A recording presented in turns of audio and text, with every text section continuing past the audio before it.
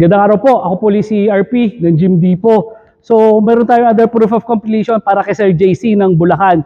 So ito, meron siyang sariling gym. So nagdagdag siya kasi napapanood niya yung mga videos natin about doon sa sinasabi ko na wag maging kontento.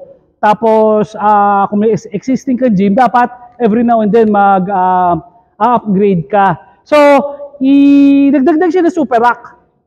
Ito yung maganda rito, i-update natin yung video ng Super Rack kasi nabago na po ng design to. So basically, kung ngayon ka lang nanonood sa channel ko, ang Super Rack kasi 3-in-1 to. Although 3-in-1 to, tatlong tao ang sabay-sabay na makakagamit at over 50 exercises ang magagawa. So dito sa harapan, squat rack yan na may chinning. So pwede ka mag-chinning, pwede ka mag-squat rack. Ngayon, dito lahat ng exercises na magagawa mo sa squat rack, kaya mong gawin dito. Let's say may barbell ka, squat, balik. Ang naiba rito kasi, yung squat rack natin is pang-imported na ngayon. Dati, gumagamit tayo ng Dragon Bone, pero ngayon, imported na J-hook na po yung gamit natin. So, mas competitive na po tayo ngayon. Pero, aside from doon sa squat rack, may adjustable utility bench ka lang, lagay natin dito. May bench press ka na. May flat bench press ka na. So, kung busy yung gym mo at maraming nag-gym at pumipila sa bench press, ito ngayon yung pambibigay mo sa bench press. So, dito, pwede ka mag-flat bench press. Kita mo naman. So, para kang may hiwalay na bench press. So kung nakita nyo ako paano mag-bench press, pwede rin siyang kung ang adjustable utility bench mo is may decline, pwede ka rin mag-decline bench press.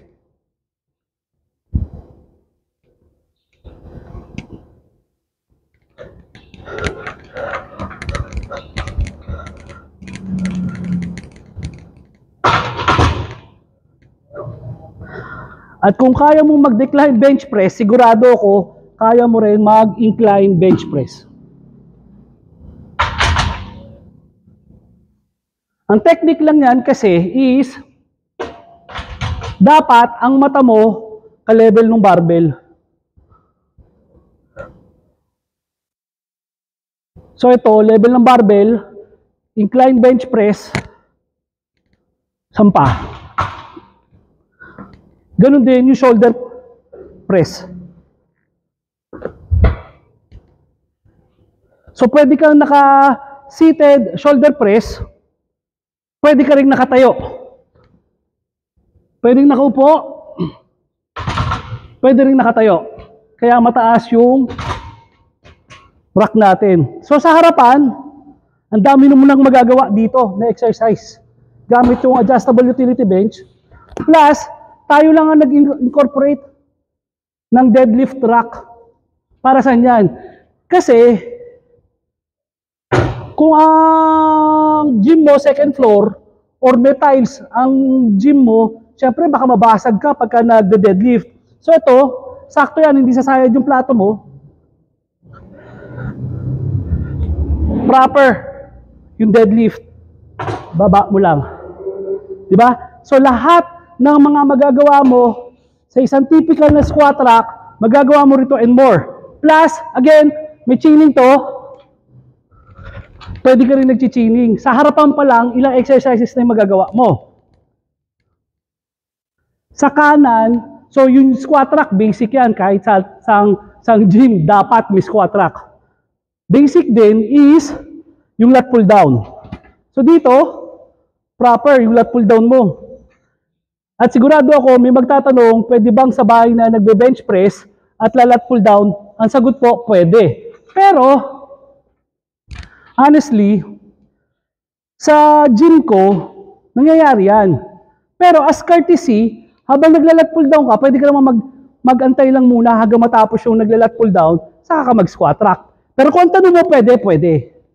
Pero as courtesy, nag-iintayan na lang sila kung ano. Pero maganda nun, hindi kumakain ng space. So, lahat ng pwede mong gawin sa isang lat pull down machine, kaya mong gawin dito. So, pangalawang side to. Ito yung pangatlong side. Yung pangatlong side is fixed na upper and lower cable machine. May option to na pwedeng gawing adjustable. Pero, iba na yung price nun. So, ang maganda kasi dito, una, pakita natin. So, dahil may upper cable machine, lahat ng upper cable machine exercises na kaya mong gawin, pwede. So, kung regular na napunta ka sa gym, alam mo kung ano-ano yung kayang gawin ng mga machine na to. Pangalawa, meron din siyang, natin to, lower cable machine. So, lahat din ng mga exercises na kaya ng lower cable machine, kaya nito. So, dalawang pulley system po to. Isa sa taas, isa sa baba. Pero actually ito is kalahati talaga ng ano to, ng crossover.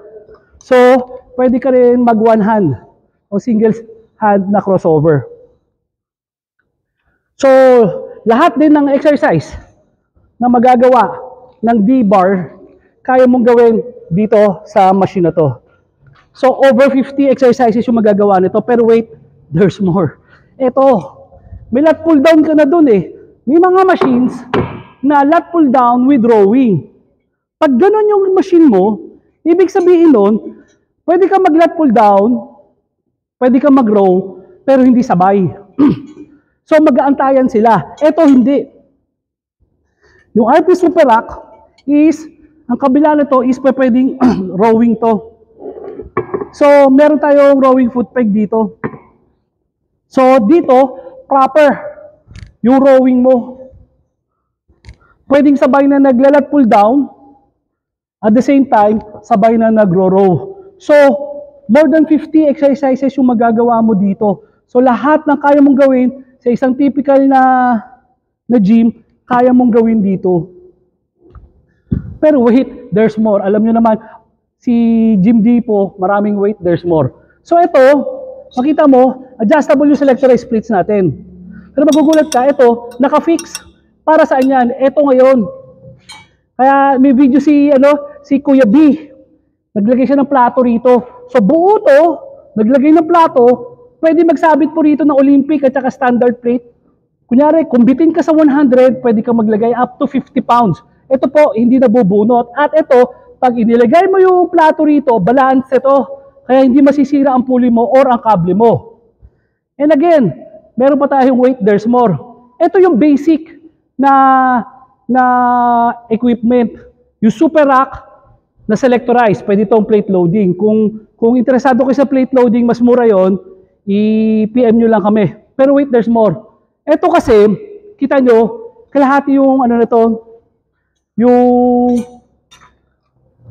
crossover na to. At i-deliver na natin sa Bulacan kay Sir JC. Pero paano bitin naman to, isang ano lang isang crossover lang. Pero ang budget ko kasi ito pa lang. Kaya ito napapasok yung matinding wait, there's more natin. Kasi, although madideliver na natin ito kila Sir JC sa Bulacan, may upgrade tayo na pwedeng gawin. Kasi ito, pwede po itong, kahit na nakadeliver na, kahit saan man kayo sa Pilipinas na deliver na to, pwede natin padala yung karuktong na crossover na to. Ay, ipapadala ko lang sa inyo, is ito, pasensya na wala pang pintura, wala pang powder coat. So, ito lang ang kailangan nyo, tsaka to, pakabit nga. So, kahit na nasa Bulacan na yan, o kahit saan lugar sa Pilipinas, papadala ko lang to. Yan, plug and play na yan. So, ngayon, buo na yung crossover mo. So, Sir JC, kung di pa kayo familiar, nabili nyo na to sa akin, at nasa Bulacan na tong gamit, pwede nyo idagdag to, tsaka to. Maliit lang yung idadagdag mo, buong crossover na yan. Dito, meron din sa ilalim yan. Kung gusto mo nag-shoulder, pwede. So yun ang kagandahan kasi sa Gym Depot Kumbaga, pag bumili ka ng gamit, hindi ka natitigil sa sa pag-upgrade. Kasi naiintindihan natin yung mga kliyente natin na limitado yung space at limitado yung budget. Ito, makakatipid ka between 10 to 15,000 pesos. Kung bibili ka ng hiwalay na lat pull down, hiwalay na squat rack at hiwalay na crossover, 10 to 15,000. Pwede pa doon yung space. Kasi para sa nakatipid ka ng presyo, yung space kasi, Alam niyo naman sa gym, hindi lahat ng gym pinagpala na magkaroon ng malalaking space. So ito, kung ito yung gamit natin, biro mo, ilang tao sabay-sabay makagamit? Isang dito, isa, dalawa, tatlo, apat, lima.